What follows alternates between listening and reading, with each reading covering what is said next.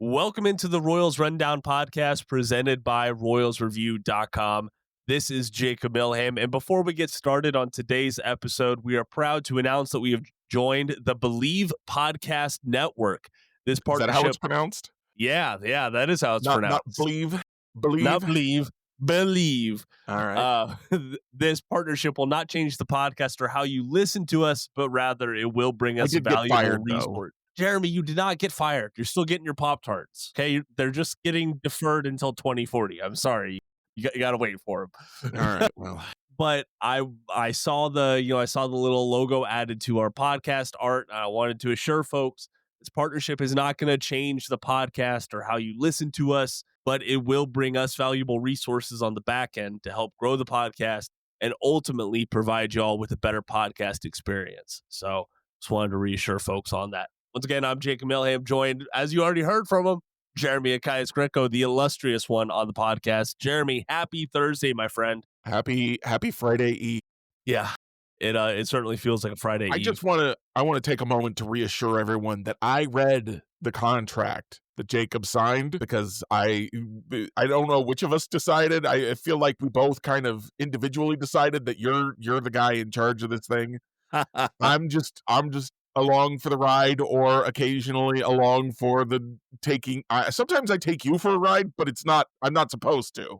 I just do that. If I was supposed to, it wouldn't be as much fun. So that's why I'm not supposed to. Anyway, yes. I read the contract. It looks kosher to me. I think we're good. Jacob did not sign anything that I didn't vet, and so you can trust that I, as the obviously the much more intelligent and lawyerly of the pair, I've got us covered. So don't worry. Don't stress. Yes, we are adding that to Jeremy's boilerplate on RoyalsReview.com. He is the legal representation for the Royals.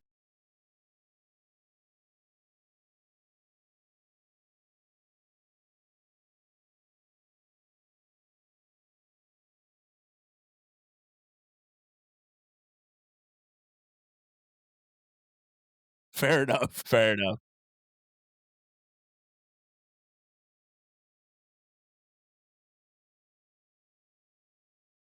We actually need a lawyer. Yeah, which I hope we never get to that point. But I mean, maybe it'll be a good reason to need a lawyer, where it's like we've got so much money that we need a lawyer to help us, or so many Pop-Tarts that we need a lawyer to help us like deal with all the Pop-Tarts. I don't know, but that would be ideal. Please don't. I'm not a public defendant even. If our Pop-Tarts are the unfrosted type, okay? No one wants our Pop-Tarts anyways. But listen, we got a lot to talk about, Jeremy. We have a big old game that you've put together for us. Yeah. I want to make sure we have plenty of time to play, so I don't want to delay too much longer. We're getting a lot of off-season rumors here, so we're going to talk about that on today's podcast. Plus, Jeremy has the lowdown on how Salvador Perez's new contract is going to help the Royals of today. So very excited to talk about that as well. I want to go ahead and start off with, for months now, we have talked about it ad nauseum. Royals fans have talked about it a ton. Outfield. The Royals need to do something for the outfield this offseason. And I don't think that there's any line of thinking that you can do to convince yourself that there are internal options ready to go to start on opening day in the outfield that you would feel comfortable with. So it is a little bit reassuring, though, when we get to the general manager meetings and lo and behold, all these rumors come out about the Royals are posturing to look for this or that. And it's all kind of lining up with outfield. I want to talk about two specific results or reports before we get to Jeremy's game. So first off, MLB.com's Mark Feinsand, I believe that's how you say his name. Jeremy, you works for me. Okay. As our legal and pronunciation expert, I can say that sounds good to me. Well, listen, I'm sure as heck not the pronunciation expert on this podcast. I'll tell you that much. I just want to. Hopefully, I'm giving everyone the impression of how good my legal representation is by my announcement of my process of determining whether that was the correct pronunciation, which sounds good to me. You know what? Got to go with your gut. That's all baseball is. Right? Sure. And a billion statistics and 700 coaches and 5 million analysts. But go ahead. Got to go with my gut. But Feinsand, he talked about the Royals a little bit, talked about a bunch of other teams in this opening report. But he said, quote, the Royals are focused on the outfield market, looking to add a left fielder, ideally one who can play every day. That's important. And a right-handed bat who can complement the left-handed hitting Jack Caglianone in right field. It's both of those routes I think Royals fans can feel comfortable with. Yeah, like that's we're kind of on the same page as team leadership here. But there was another report earlier on this week that is getting to Jeremy's game here, talking about that the Royals are kind of looking at the Boston Red Sox and Los Angeles Angels specifically as premier trade partners. Jeremy, I don't think any of this should surprise folks, right? Like, what are your thoughts? Those are the two teams that have been most strongly rumored to be interacting with the Royals the past couple of seasons. And, the Jonathan India trade was one that was talked about for a couple of years before it happened. So those are where the rumors are going to be. That doesn't mean that's where the moves are going to happen. I do want to throw out, since we brought it up before we move on too fast, I want to throw out a little bit of analysis for the Fine Sand report. Okay. Everyday left fielder would seem, and a right-handed batter to pair with Jack Caglianone would seem to eliminate Mike Yastrzemski from at least initial consideration, because he would not be he would be a left-handed platoon guy. So wouldn't work with Jack in right, wouldn't be an everyday guy in left. Doesn't mean that Yastrzemski won't be back. It just means he's not their focus. It sounds like, if Feinsand can be believed, and I don't see any reason why I shouldn't believe him, it's not that he would be lying in any case. It would be, there's just a lot of moving parts, a lot of people talking. Yeah. So it does sound like Yastrzemski's not on the immediate radar. And that makes sense based on other things we've heard, which were, he probably makes the most sense for the Royals as a 1-year contract, and he's probably looking for a multi-year contract at least to start out. So that makes sense. That's all fine. Yeah. You could still circle back to him and be like, do you want to be the starting center fielder? Because he was playing center field while Kyle Isbell was hurt at the end of the year. If they want to upgrade the bat in center field, sacrifice a little bit of the defense, because I think he's still pretty competent in center field defensively. Not Kyle Isbell, but Kyle Isbell is really good in center field. So was he a finalist for the Gold Glove? I can't remember. Kyle Isbell? If I just thought he should be, or if he actually was. Kyle Isbell was a finalist for a Gold Glove. So he's one of the 3 best defensive center fielders in the American League by at least some definitions. So you're going to lose a little bit of defense, you gain some offense there. And then secondly, that makes it sound like Jack Caglianone is probably on the opening day roster, but also they're not planning to give him every game in right field, which is interesting. I'm not really sure how I feel about that one, Jacob, because I am of the opinion, I've said this before, that he is a guy who needs to play in the big leagues in order to get better. The minor league pitchers aren't going to expose his weaknesses in a way that's going to force him to change. Yeah. But I also understand not wanting to play him every day. But if you make him a platoon guy, do you damage his ability to hit lefties later? So here's my idea of it. The Royals started this clock when they promoted Jack Caglianone, right? It's why we see so many teams delay promoting their top prospects, because they think, okay, we don't want to start this clock yet. I think that the Royals did the right thing by promoting him when they did. However, they did not allow him to round out that portion of his game. And okay, I get it. We want him taking the lion's share of games out in right field, but we also realize that right now he is very much a liability in this one specific area. I think this is the role that I feel very comfortable the Royals filling out. I think a guy like a Rob Refsnyder from the Boston Red Sox, or taking a flyer on Lane Thomas from the Cleveland Guardians. I think there are plenty of right-handed bats that you could pair up with Caglianone out right field that I feel comfortable with. I posted this report specifically about the platoon part on the KC Royals Reddit. When Lux is on, we talk about that a lot more, but it's also a good spot to talk about some Royals stuff in the offseason. And, I was glad to see that there was an initial response to this. That was, what the bleep are we doing? And a lot of people rallied around that, basically saying, this is a guy who's going to be 23 on opening day. He's going to be entering. He's still very young. He's still very inexperienced. And I know that he might not be getting all the opportunities to round out his game, but also the Royals aren't in a position right now where they can allow that to happen. They need to be competitive. And if you are taking like 20% of Jack Caglianone's plate appearances and saying, "Oh, well, he struck out or he grounded out again." Like that's just a part of his growing process. That hurts the team overall. Disagree with anything you're saying. I guess where I'm coming from is I don't want him to stop hitting left-handers. If you want him to take a 2 or 3 games off a week instead of playing every day, that makes sense to me. If you want him to only play half the games, but bat him against lefties too. I think I will throw out there, just not that it matters because the sample sizes are so small, but he was a significantly better hitter against left-handers. he was. That's something to watch as the season goes along because, like you said, there's this huge asterisk on his whole season. He had all the power was against lefties. I don't know why, but I mean that's where his home runs came from. Why did his handful of home runs come against lefties? I don't know. I don't think it means anything. I don't think I would plan on, okay, Jack Caglianone hits left-handers for the rest of time.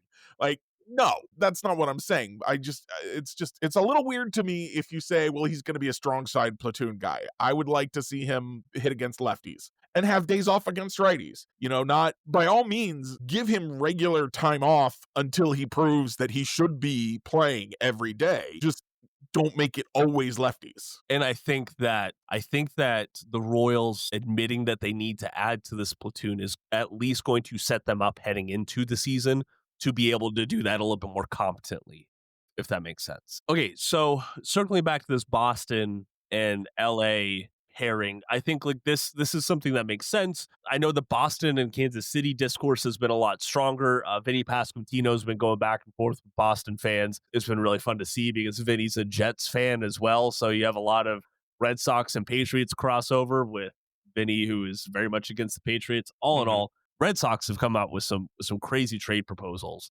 I think the wildest one that I saw so far was trading Vinny and the Royals' number 9 prospect Ramon Ramirez to the Boston Red Sox for Jarren Duran, which I think is pretty absurd if you ask me. Yeah, on its face, the Royals need to improve their lineup. Adding Jarren Duran instead of Vinny Pasquantino doesn't improve the lineup. Correct. But that's why we have you here, Jeremy. Yeah. All right, so I came up with 6 trade proposals between the Royals and 3 between the Royals and Red Sox, 3 between the Royals and Angels, all for different outfielders. Yeah. That seem like they could be moved to me. I'm trying to one of these I'm just kind of willing into existence. One of them is not real. Another one is probably not real, but we're going to play a little game. I came up with these trade proposals. I would do probably any of these. And I want to see what you think, Jacob. Okay. Well, caveat, the first one I didn't come up with. Max came up with it, but I liked it, so I'm keeping it. All right. So he wrote a piece for a potential trade for Jarren Duran, and he was willing to give up to the Red Sox. He would give up Angel Serpa, Blake Mitchell, and Noah Cameron for Jarren Duran. Now, Jarren Duran has 3 years of control left. There is arbitration seasons, and he's already locked in for next year. The Red Sox have already signed him to a deal for 2026.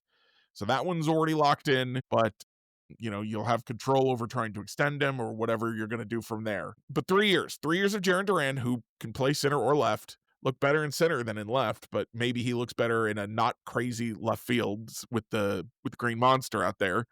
What do you think, Jacob? Would you do Cameron, Mitchell, and Zerpa for Jarren Duran? I ain't gonna lie, I kind of balk at throwing in Cameron. Like this is the price of doing business, and like I think that's a fair deal. I don't love the fact that we always talk about outfielders coming from Yankee Stadium, right? Like, oh, how does Yankee Stadium affect their production and things like that? Go look up Jarren Duran's home road splits. All right, they're very, very different. At home, he's got an 880 OPS in 2025. On the road, he has a 676 OPS. That is a huge drop off in production.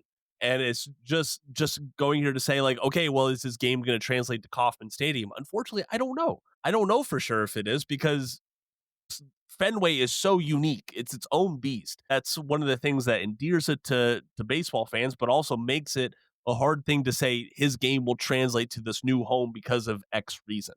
It's a steep price. but you get 3 years of Jarren Duran. You look at 2024 and you see what he did, and you hope that, okay, let's take 2024 and 2025 and let's average that out across the next 3 seasons and give us that production, and that's worth it. How much is his price going to rise over these next couple of years? I don't know, but that $7.7 million contract, I fully believe, for 2026 is going to raise his trade value because he is, in this world, you get rid of Jonathan India, well, you basically paid for Jarren Duran's salary, like that's You how saved kind of some how money. it balances out. Yeah, exactly. Which is one more reason I would absolutely not tender Jonathan India, no matter how many times people are like, they're definitely going to do that, by the way. Like, how can they justify that and tell me they don't have any money? Exactly. I think that this is a fair trade. I don't love it. I don't dislike it, but this does give the Royals, okay, this is our left fielder at least for the next 3 years. So I would be like, okay, let's see what happens. I don't think this is a slam dunk by any stretch. Jeremy, what are your thoughts? It's not a slam dunk that Noah Cameron continues pitching as well as he has either. There's a lot of concern among some people that his velocity is just not going to get the job done long term. I would like to point you towards how dang well he pitched all dang year to a 2.99 ERA. Yeah. The strikeouts weren't necessarily always there, but he limited the walks and he limited the home runs. And I think he's probably going to have a better career than most people would give him credit for. But I'm also usually bullish on pitchers who pitch for the Royals. I thought a Chad Durbin was going to be something someday. So yeah, I like I said going into this, I would do the deal. I think it's a fair deal. It's expensive. I would be, if you'd tried this deal last offseason I would have really balked at trading Blake Mitchell and Noah Cameron, I think. But Blake Mitchell, the shine is wearing off without the power this year. Maybe it comes back and you're like, oof, that really hurts. And maybe Noah Cameron does find a way to keep doing well, even without the velocity. And the other thing is he doesn't have the movement profile of somebody like Bubic, who actually throws softer than Duran, yes. Or excuse me, than Cameron, which everyone is like, Cameron's a soft tosser, but no one says that about Bubic anymore. No. Have you noticed that? Isn't that weird? I have. It is weird, isn't it? It's very strange. Yeah, so it's a very weird thing, but that there you go.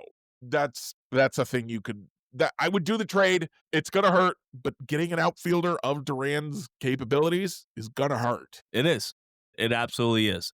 And one number that I want to bring up that we've talked about on this podcast before is a very projectable point for starting pitchers, especially Sierra.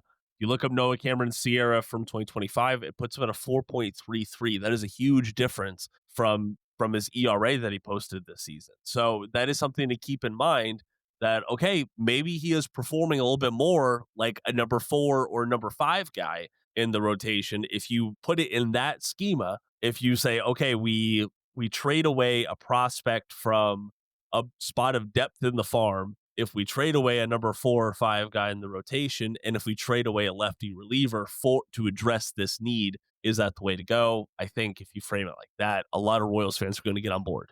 What's your next one, Jeremy? All right, so I'll give you another from the Red Sox. Now, this is the deal that Baseball Trade Values said would be fair. I think they might be undervaluing Wilyer Abreu on the Red Sox. Now, the thing about Abreu that you have to remember is he's hit about as well as Duran the last couple of years. He is younger, and he has one more year of team control. So yes. You have to take that into account, that he could be poised to really break out. But he has not been as valuable as Duran. Duran was 6.8 FWAR last year.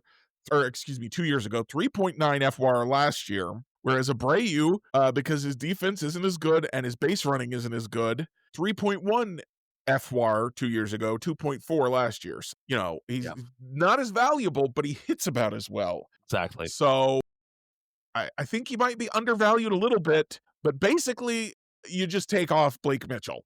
You send Noah Cameron and Angel Serpa, and Baseball Trade Value says that's a fair deal. I don't think the Red Sox would do that deal. No, I don't think they would. It's what Baseball Trade Values would do. Would you do that deal? In a heartbeat. Really, really would. I think that. Would you do the Duran deal for Abreu. Well, yeah. Well, hold on. So No, you I'm put Blake sorry. Mitchell back in there. So no, I would not. Sorry, I Okay, so you misspoke do think before. Duran is more valuable than Abreu, I even do, though especially Abreu is younger and has one more year of control. correct. To the point where I think it makes sense from a Royals specific perspective is the fact that Abreu has been a right fielder nearly exclusively in his major league career. He played 115 games last year, 104 of them were out in right field. Jarren Duran has that ability to flex between two positions that the Royals are not like center field isn't a need, right? But if you add a left fielder, then you could shift Duran over to center field, right? Yeah. They seem committed to Jack Caglianone in right field. I would need to look up Abreu's defensive numbers because I know he's a Gold Glover, but I don't know if his skill set translates well over to left field. That is something that big league outfielders have openly talked about. Hey, it is a big change. I mean, You don't think it is? There's a difference, but if you're a big league right fielder and you make an effort, you can become a big league left fielder. I don't actually think that's necessarily true, vice versa, because there's an arm strength requirement in right field that isn't necessarily there in left field. But if you can play right, you can almost always play left. Okay. I can't guarantee it, but I would expect it to be true. So Wilyer Abreu last year worth 8 outs above average, 94th percentile in baseball, a 97th percentile arm strength out there in right field for the Red Sox. And meanwhile, as I noted when we were talking about Duran, he did not rate well defensively in left field. He rated better in center, which is weird, but that's how it came down. So you're saying, I don't know if I can trust this guy to move to left field because that guy's already in left field, but that guy didn't look good in left field. That's a good point. Like you said, Green Monster kind of throws a little asterisk on there in my mind. But I think that Duran is more valuable than Abreu, but I do also recognize that Fangraphs agrees Abreu, with you. I do agree that Abreu is on a better trajectory, if you will. Duran's been pretty volatile at points in his MLB career. Abreu hasn't had that yet. He's only had 3 seasons, but he's trending in the right direction. I don't know if volatile is actually the right description for Duran. He was bad, just bad his first 2 years. But then in 2023, he was 2.5 FWAR. Then he ascended to MVP, well, not MVP, but better between All-Star and MVP value in 2024. And he fell back a little bit in 2025, but not a ton. I mean, he was still a 3.9 FWAR guy. I mean, that's still pretty good. I mean, 6.8 to 3.9 is a drop, but it's not like 3.9 is like bad. It's not like he went from being worth 4 to being worth 1. Right. It's still a very good player. Yes, it is. I'm not, and I've heard you're not the first person to describe Duran as volatile to me, but looking at those numbers, that doesn't read as volatile. That reads as, well, you can't always be the best version of yourself. Fair enough. And you put him in front of Bobby Witt Jr., he's going to get better pitches to hit. Yeah, that he is. Okay, what is this third? So those are the 2 names that I've primarily heard from the Red Sox. What's this third Red Sox outfielder? You want the third Red Sox? All right, here we go. The Royals would trade Cole Reagans to the Red Sox for Roman Anthony and Christian Campbell. That would be a fair trade. According to baseball trade values. According to baseball trade values and according to me. You want Cole Reagans, you're giving me Roman Anthony and Christian Campbell. Now let me be clear, there is no way this trade happens ever. The Red Sox just gave contracts last year to Campbell and Anthony. They cannot trade them this year. No, absolutely not. They cannot, or they will never get anybody to ever sign a contract with them again. The same reason the Royals can't trade Seth Lugo, and it would be difficult to trade Michael Wacha. Yeah, Christian Campbell under contract through 2032, and Roman Anthony under contract through 2033. I'm just saying, if this was on my table, presented from the Red Sox, I'm hitting yes on this. All day long. As the Royals, you say the Royals, yes. Do you think the Red Sox would do that deal? Assuming that they could trade those guys. You don't think so? No, I don't I think don't so. know that how much they believe in Christian Campbell anymore. And yeah, Roman Anthony's really good, but they've got these two other young outfielders, and they could have an ace to go with Garrett Crochet. You pair Garrett Crochet and Cole Reagans in your rotation? That's absurd, isn't it? I feel like that might be worth giving up Roman Anthony for. I don't know if it'd be worth Roman Anthony. I mean, holy smoke. A 2.7 FR in only 71 games last year.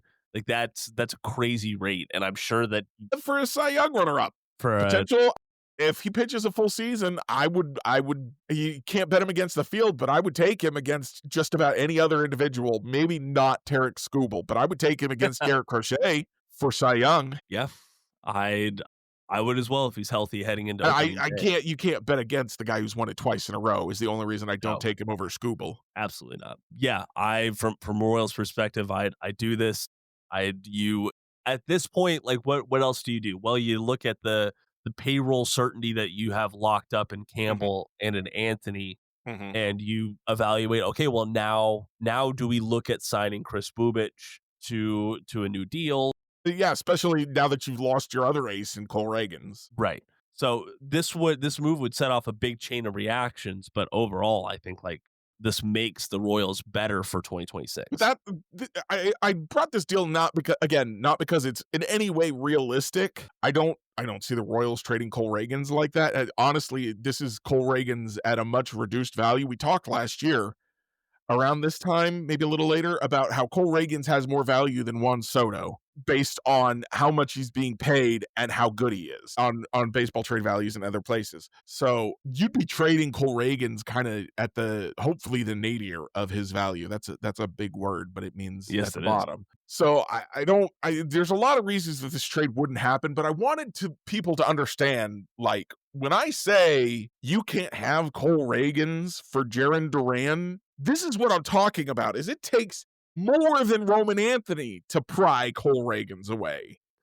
Yeah, and that is, I don't know. I'm sure that the Red Sox sphere will, see this, or if I clip this and put it on social media, they would run rampant with this idea. But it's just the reality. We are going to value our guys more than their guys. You should clip the trade proposal, just like the trade proposal part, and we should put it on social media because it might go viral. It might, for all the wrong reasons. But hey, no publicity is bad publicity, okay? If you say so. We're going to bring those numbers up, Jacob. These are rookie numbers.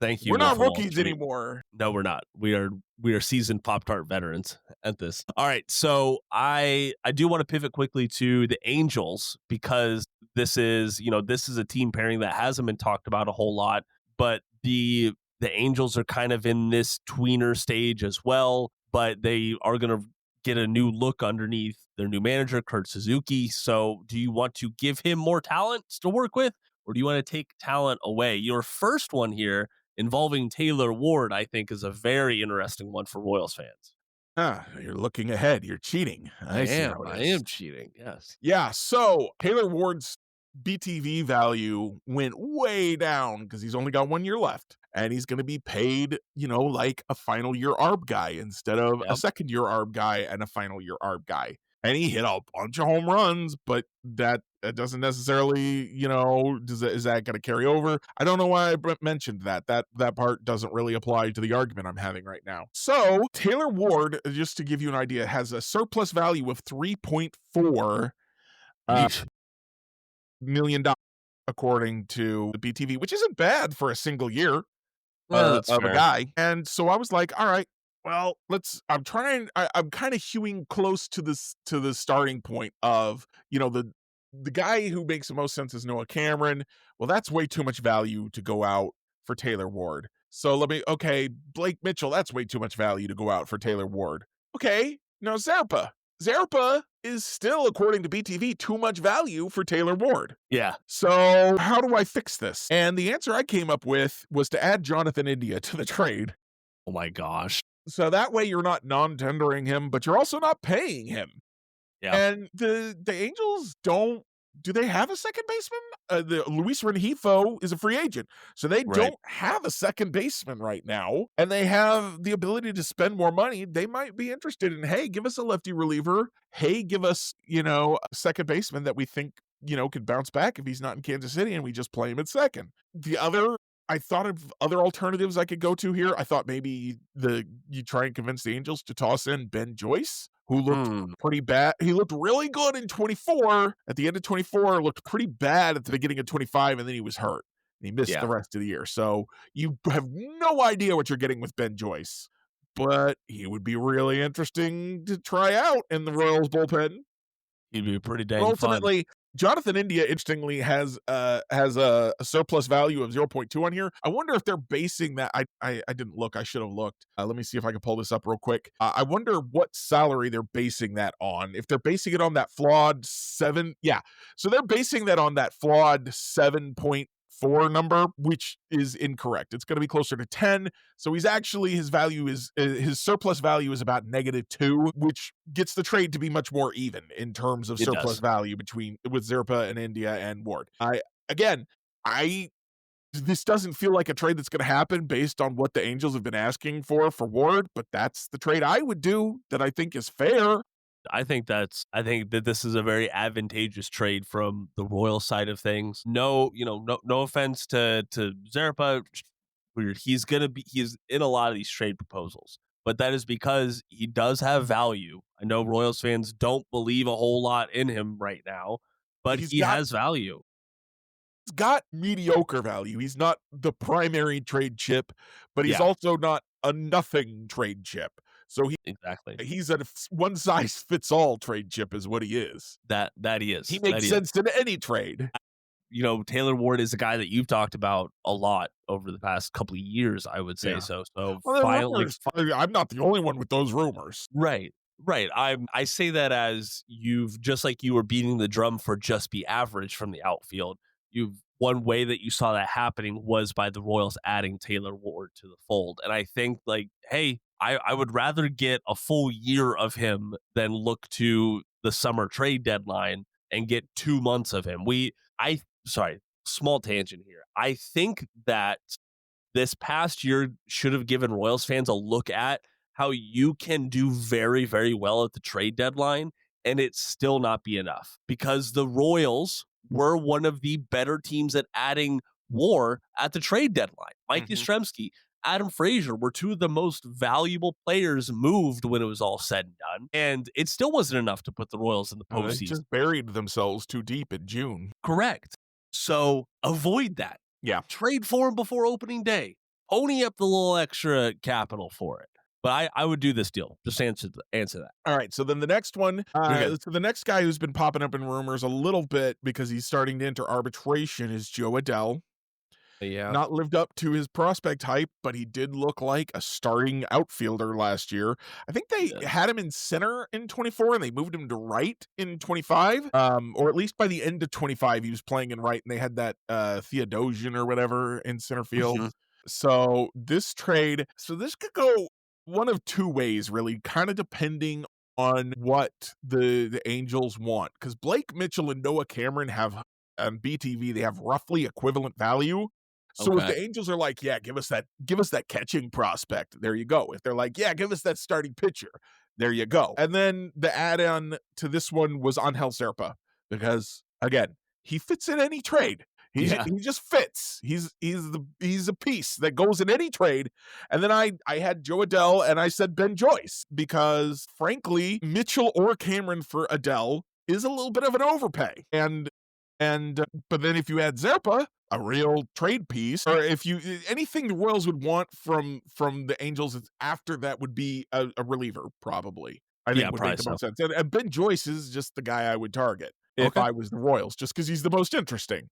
Yes. And so you Mitchell for Adell would be an overpay, Zerpa for Joyce would be an underpay. You put it all together, it's about even. Yeah. Yeah, that it is. And what you're getting if you're the Angels is you're getting high upside in the catching prospect, or you're getting a starting pitcher that you can count on.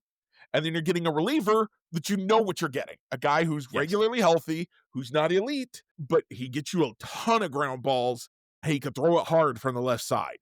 And then with the Royals, you're getting an outfielder who can hit, who can play a little defense. And you're getting a reliever. You don't know It's a little bit of a mystery box reliever like we were talking about before. So here's my kicker with Adell. So it was last year where they kind of split him almost evenly between center field and right field.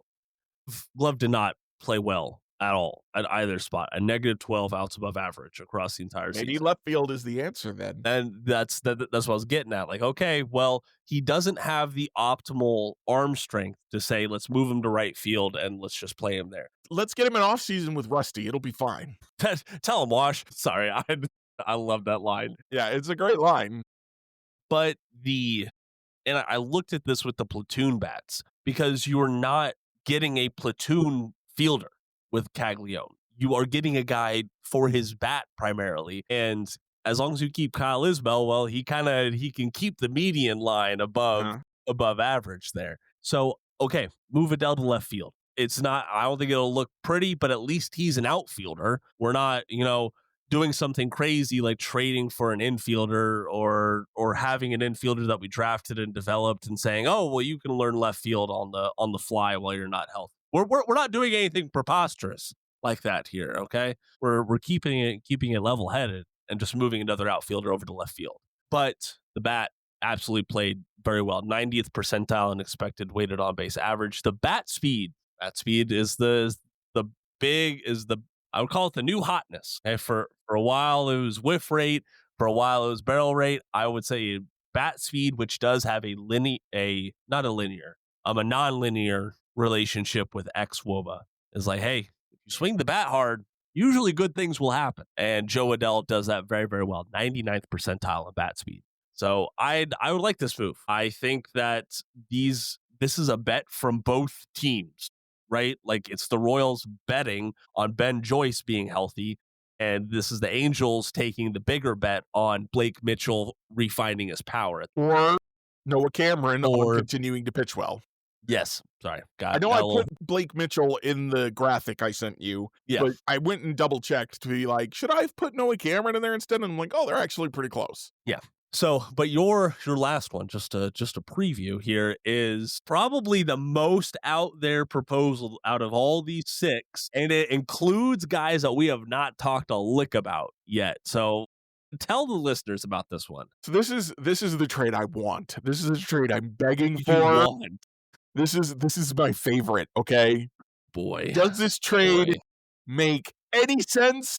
Not really, but hey, I was here. I was making up trades, so I thought I'd have a little bit of fun with it. So I said, what would it take to get Mike Trout away? This is my hobby horse that I've been riding for a few weeks. What would be cool is if Mike Trout became a Royal, even though he's not the Mike Trout he used to be, he's still a valuable player. Yes. That Mike Trout could play some left field. I bet he could handle it.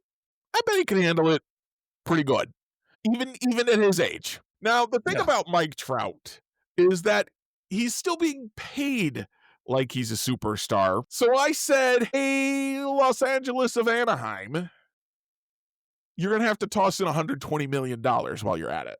They'd still be saving $57 million. The Royals would be responsible for the remaining $57 million over the next 4 years on Trout's contract. Okay. Dang. And the thing about it is that if the Angels trade Trout, they would have to get a prospect back. They cannot trade him for pure salary relief. Nope. That would cause riots, I'm pretty sure. So I said, I will throw you a bone, Los Angeles of Anaheim, and I will give you Ramon Ramirez. You can't have Blake Mitchell, but you can have Ramon Ramirez, who is our other really interesting catching prospect. Now, this trade, according to PTV, is a huge overpay by the Royals because Trout comes in at a negative $141.6 million surplus. So the total value from the Angels would be negative 21, and the Royals would be sending over a surplus of $8.4 million in Ramon Ramirez. And if Ramon Ramirez explodes the way that some people think that he might, who could end up really regretting this trade? Yeah. But man, it would be so much fun for Mike Trout to be in Kansas City. I think he would sell tickets. Yeah. I think the Royals would make some of that money up in ticket sales. I'm just saying. I think they would. I think they would make up plenty of money. And I don't think it works in Los Angeles of Anaheim because the team sucks. But you've got a good team and Mike Trout together. The Los Angeles of Anaheim sold out some stadiums when their team was good with Mike Trout. Yeah. So you say Mike Trout and Bobby Witt Jr. and Salvador Perez. Whoo, that's some star power, baby. Let's go watch some baseball. That would get so many fans jazzed up for opening day. It right? would do absurd things for the bottom line. There are a lot of fans who probably are not aware that Mike Trout is no longer the Mike Trout that they remember. Yes. And they would be like, I'm there. Give me the season tickets. Yep. And, it would be disappointing, yes. And it's just like, what if we'd gotten him 5 years ago? Like, there would always be that talk, What if he gets into a modern training facility and he looks like Mike Trout from 5 years ago?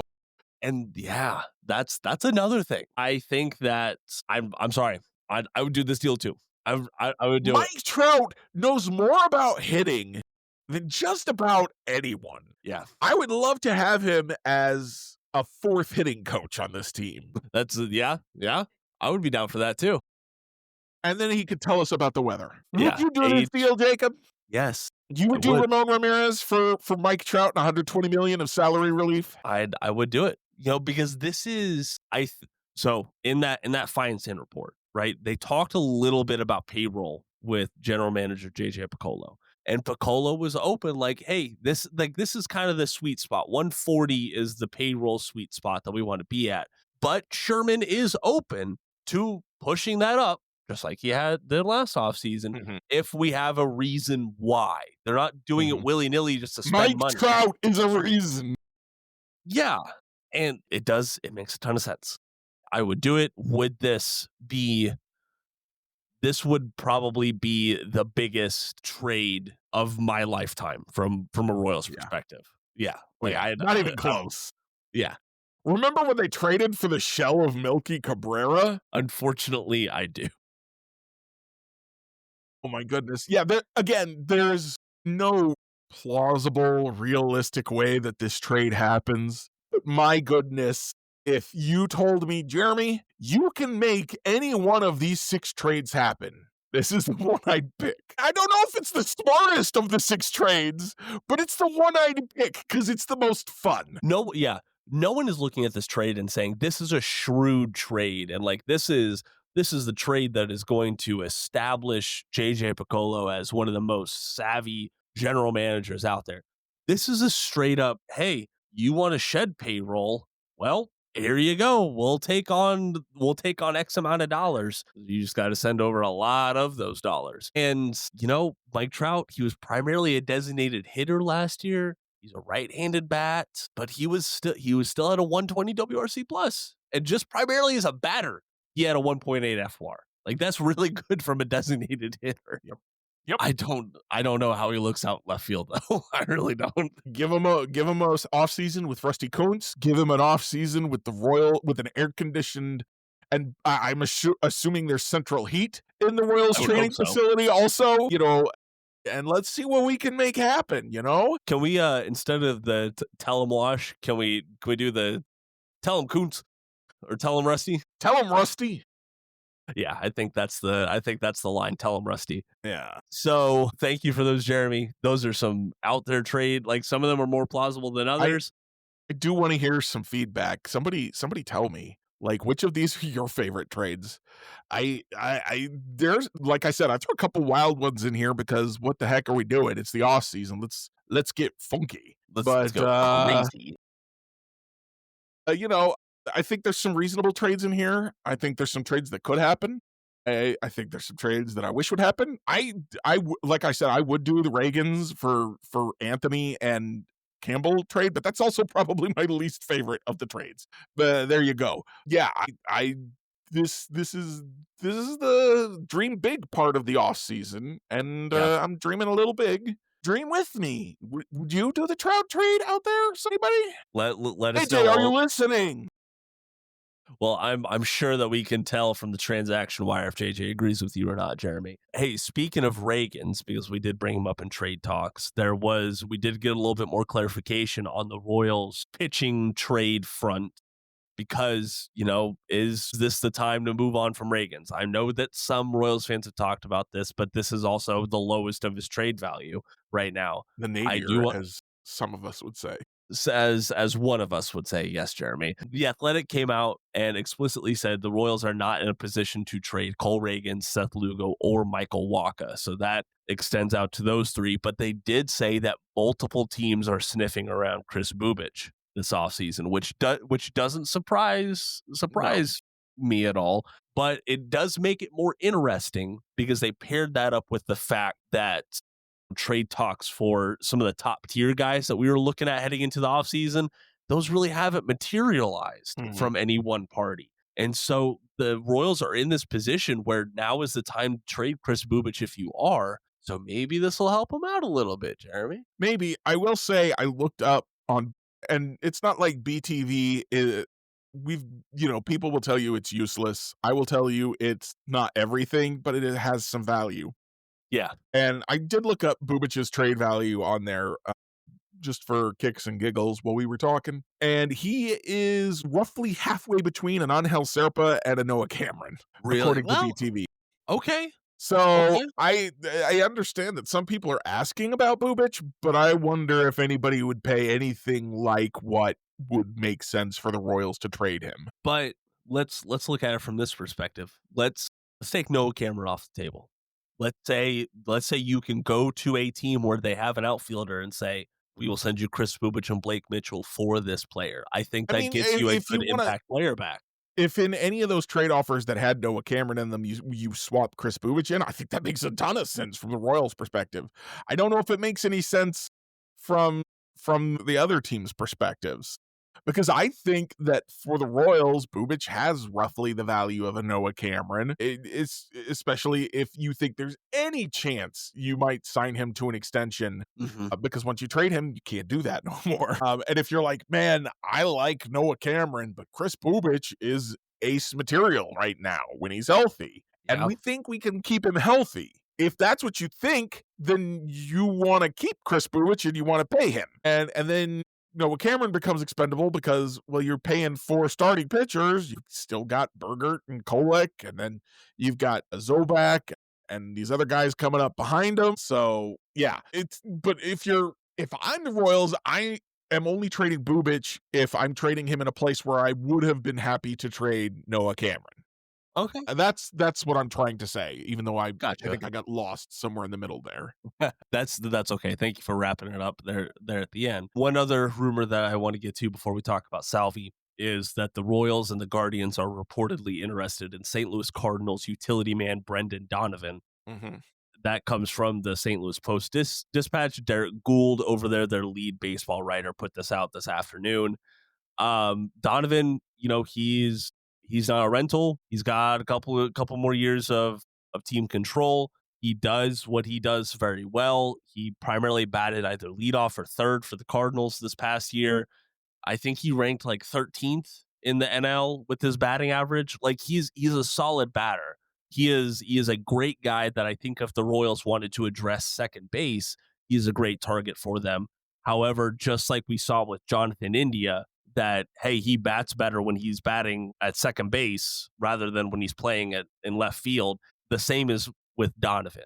So I think like this is a fun trade to explore. However, I don't know what the Cardinals are going to want in return because they're kind of in this tweener rebuild stage where they have this gluttony of infield prospects, and they're also going to be moving on from Nolan Arenado likely this offseason. That report came out that we all thought they were going to move on from him last offseason. Well, apparently, like Arenado has just said, like, hey, I'm waiving the no trade clause. Give me the heck out of here. So we'll see what happens there. What I got to tell you, Jacob, is Brendan Donovan is not cheap, at least in terms of surplus value per BTV. Yeah. He is a little bit more expensive than Wilyer Abreu, so he would come in as the second most valuable outfielder that the Royals would trade for if I'd included him in my game. I think like that is, and bat, I should say, because There you go. he's infield, outfield. And he's been a 6 FWAR player over the past 2 years. Like, he's been a very valuable player. For some reason, I look at him and I don't want the Royals to give up the same amount that they would give up for an outfielder, if that makes sense. It's funny because I had the same thought. I think I mentioned this on our last podcast. David Lesky had a series, if he was JJ for a day, the Royals he would keep, the free agents he would sign, and the trades he would make. And I can't recommend Lesky's newsletter Inside the Crown enough. We reference it a lot. Pay the guy, please, so that I don't feel like I'm stealing from him constantly. Like, let me feel like I'm advertising for him instead of stealing from him. But yeah, that was one of the trades he proposed. And I was like, I don't know if Donovan helps this team that much. And I went, look, my gosh, the offensive numbers are there, baby. They're really there. He can hit a lot more than I thought he could. I just haven't seen enough of him because he's in the NL, I guess. And the Cardinals haven't been good. Yeah. So you go get Brendan Donovan, you have drastically improved this team immediately. I wouldn't complain if they wanted to trade if they wanted to do the Abreu deal for him, sign me up. You'd probably have to give a little bit more, because like I said, he's more valuable than Abreu according to BTV. But like you said, it also depends a little bit on what the Cardinals want. Do they want a starting pitcher? Do they want a catching prospect? They got I guess they've moved Contreras to first. Then who's they had the other catcher who just lit the world on fire with his hitting, and then they moved him to DH. Ivan Herrera, that's right. Guy. Yeah. So he's not really catching either. So do you maybe you want a catcher, an actual catcher? Blake Mitchell, Ramon Ramirez. I don't know. I would. And this is not when I asked you, when you told me about this rumor beforehand, this is not a Nightingale rumor. This is the lead MLB guy from the St. Louis Post-Dispatch. This is somebody who's tied in, and as far as I know, doesn't just report random stuff from agents trying to improve things for his players, which, again, I don't criticize guys who do that, but you have to take their information for what it's worth. So this information feels more correct. And I would take Donovan. You want to add him to this team, especially if you add him and somebody else to this team. By himself, he's a huge addition. Yeah. If you look at Lesky's newsletter, he added one other guy via trade and brought back Mike Yastrzemski and Adam Frazier. There's some room to do some, and he did all that while keeping the salary under $150 million, I believe. Well, that's pretty impressive in its own right. So if the money were, will Mike Yastrzemski sign for the amount that David Lesky projected for him? I don't know. You'd have to find out. But yeah, so there's a lot of opportunities out there if the Royals are aggressive, and it sure sounds like they are. I'm excited to see what happens. Yeah, but before I talk about the overall offseason vibe so far, I do want to say regarding Donovan, 2 factors that Royals fans should know about. Number 1, he did undergo surgery in early October to repair a sports-related hernia. So we don't know, hopefully fine. Yeah, I'm sure he's fine for spring training, but also, we love our projections over here. The Zips projections are not out yet, but the Fangraphs depth chart and Steamer both have Donovan projected for another 3 F4 season with a 117 WRC plus. That'll absolutely play for the Royals. Want to replace a 60 with a 117, baby? I want to do it, baby. And so, Jeremy, I'm moving on past that. I'm not touching. That's for the best. The overall offseason vibe for this is, I felt this last year, but I'm feeling it a lot again, especially after how bad the Royals were earlier on this decade. Just seeing the Royals so active in the offseason rumor mill is such a breath of fresh air from this franchise, man. It really is. Yeah, and I believe that something's going to come of it, because something has come of it each of the last 2 years. I truly believe that what my argument is always, every team wants to win, but they want to make a profit, and if they win, cool. And John Sherman also wants to make a profit, but he has shown through his actions through 2 years, will it continue forever? I don't know, but through 2 years, he has shown through his actions that he wants to make a profit, but he'll take less of a profit if it makes the team more likely to win. I will also say that last offseason, I was convinced the Royals were going to make an outfield move because they said they needed an outfielder. We all knew it. They knew it, and they didn't. They got outbid on the guys they looked at. They weren't excited about those guys. I think this year, having seen, they were like, well, maybe we can I think they convinced themselves that they could fill in the gaps by signing the Carlos Estevez. And I think they've seen they can't. They really do need an outfielder. So I think they're really going to make it happen this time. It's just a matter of who, when, and how. Yep, exactly. So one way that they're going to kind of ease that road from a payroll side of things is with their Salvador Perez contract. Yes. He signed that earlier on this offseason. And Jeremy, you have the details on how this deal is structured that's advantageous to the Royals of today. Yeah, so it turns out I need to spend way more time on Cott's contracts. Cott's contracts also has it doesn't have, actually. I was going to say it has the money that the manager and GM have, but it doesn't. It just has the years. Gotcha. But it has the full details, at least per their understanding of the Salvador Perez contract. So we all knew 2 years, 25. We knew it had a $7 million signing bonus, and we knew that some money was deferred. Now we know, if Kotz can be believed, and a lot of people reference it, so I think we probably can believe it. A lot of, not just because a lot of people reference it, excuse me. A lot of people who know better, who would know better, reference it. Okay. So we know how much is deferred. First of all, that $7 million signing bonus, all of it is deferred, paid $1.4 million annually from 2030 through 34. That leaves him with $9 million between 26, $9 million each in 26 and 27. Okay. But $2.5 million of each of those years is deferred till 2030 through 2034 in $1 million increments. So the Royals will be paying roughly $2.5 million to Salvi to not play every year from 2030 to 2034, but they're also going to be paying him $2 million from his last contract at the end of this one in 27. Right. So the deferrals are weird. They happen. But that means that they're only paying Salvi $6.5 million this year, as opposed to the $13.5 million that the option would have been. Yep. So they saved $7 million on their payroll this year by signing that extension with him, which is basically what I was wanting them to do. I said, hey, go bring Salvi back, give him an extension so you don't have to pay him that full amount. You don't want to have to pay him that full amount. And by doing the deferrals, which, there's tax stuff that can make that better for the players. I know that's what a lot of guys in Los Angeles have talked about, but it also means that the money is less valuable unless you've got interest. And I know that the one from the last contract, according to Kotz, did not have interest on it. So the $2 million he's getting in 2027 is not with interest from when he signed the deal. It is $2 million, which is less valuable in 2027 than it was when he signed the deal. Mm-hmm.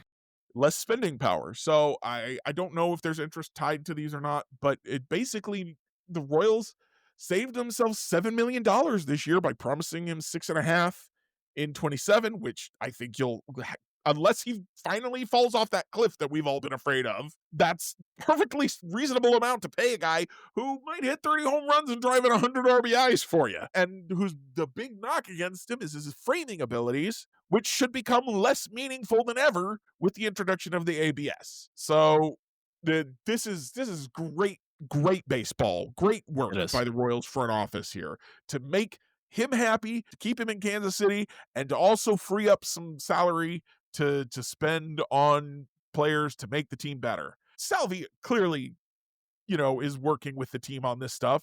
He knows he's going to get less in 26. I mean, he's basically getting 13 in 26 and 27 as opposed to 13.5 in 26. He basically agreed, if you'll pay me some later, when he'll probably be doing some ambassadorial work for the team or whatever, and then he's taking less over the next 2 years than he would have gotten over this year.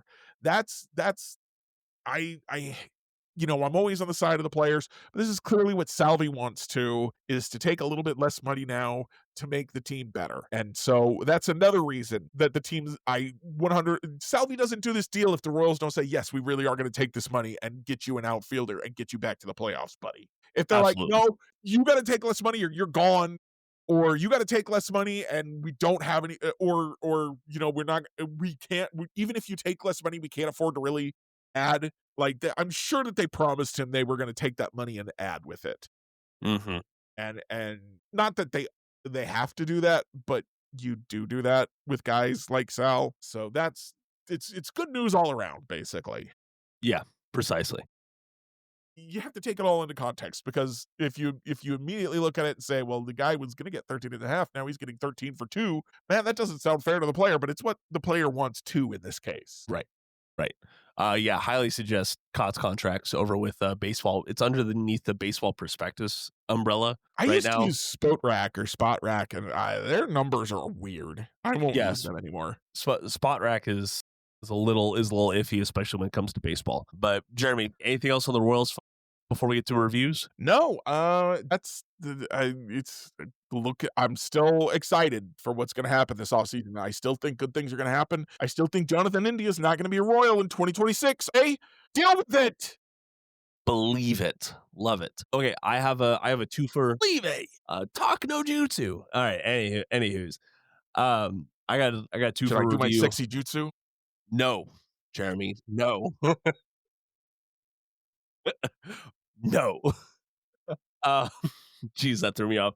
All right, two for review today. First off, if we talk about baseball a lot on this podcast, I didn't realize, I don't know if they've done this in previous off seasons and I just haven't seen it, but they have a new tool during the off season that is called their hot stove leaderboard. Ooh. It's been a great thing to reference. Basically, they give you all the 2025 stats for current free agents, which it seems like a sensible thing to have in one spot, but Fangraphs didn't really have that. Baseball Reference didn't really have that.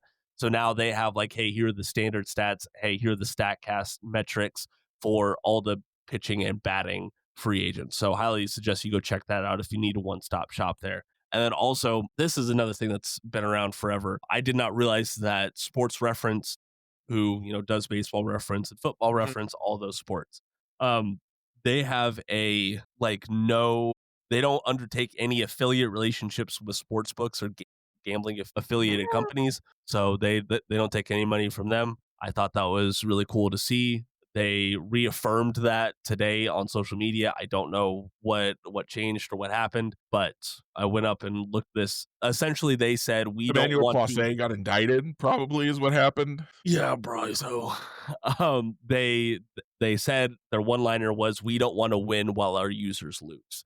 So yeah. I thought that was a very good sentiment to have. So that's one of the subscriptions I pay for, StatHead. It's worth it. I might need to start doing that too. I will say, I don't want to throw shade at anybody who does take the advertising dollars from the gambling companies, because I think you got to get your money where you can. Yes, I agree. I know growing up, I knew this guy, this solid Christian guy, really devout. What's the word I'm looking for? Whatever the synonym for Orthodox Jew is for Christian, like really deep evangelical kind of, before it became what it is now. Yeah.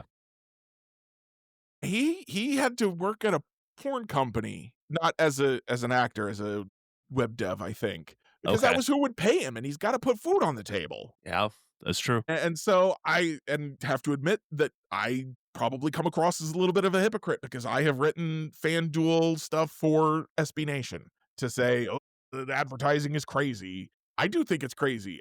But I also don't think that they shouldn't. I don't think sports gambling shouldn't exist, and I don't think sports gambling shouldn't be able to advertise. I just wish there was more restrictions on that advertising. Yep. Fully agree. But I also 100% want to get on board with somebody who says, listen, we don't need to take that money, and we're not going to, just to fill our pockets more. It's that same idea of, I don't mind if an owner makes a profit on his team. I just want him to try and win a little bit harder. And they're already winning, so they don't need to take that money. It's not profits at the cost of all else. Jeremy, what you got for a review? Right, a review. Yeah. I'm going to give you another Royals website that I've been checking out recently. And this one's free. I still think you should pay for David Lesky. I still think you should subscribe to Craig Brown's Into the Fountains.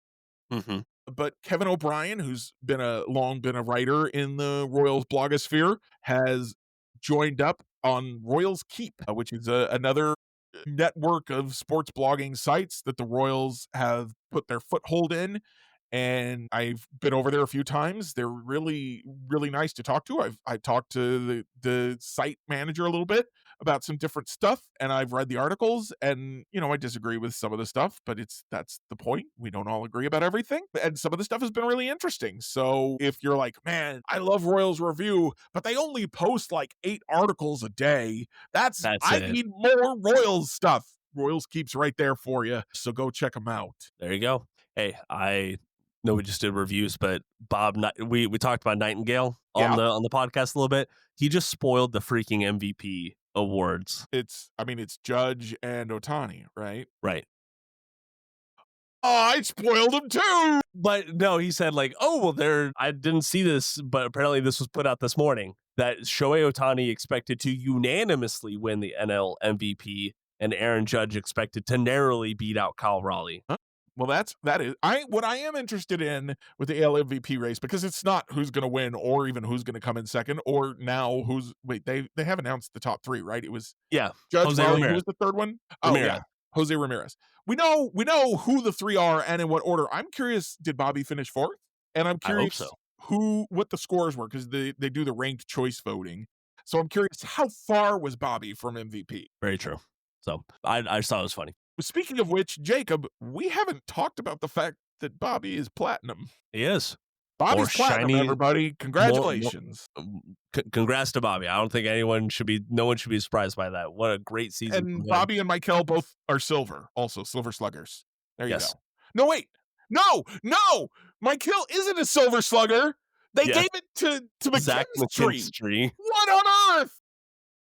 We're bringing this up again next time, because that's insane. Yes, we will. We got to talk about that next go around. So please subscribe to the podcast wherever you're listening to us at for that great conversation, because believe it or not, we both have very passionate opinions about this silver slugger choice. So I just follow us on social media, follow the podcast. We're trying to do great things here. We're trying to keep you informed on all things Royals. We also do that at royalsreview.com. But we're going to move on. I'm getting tired.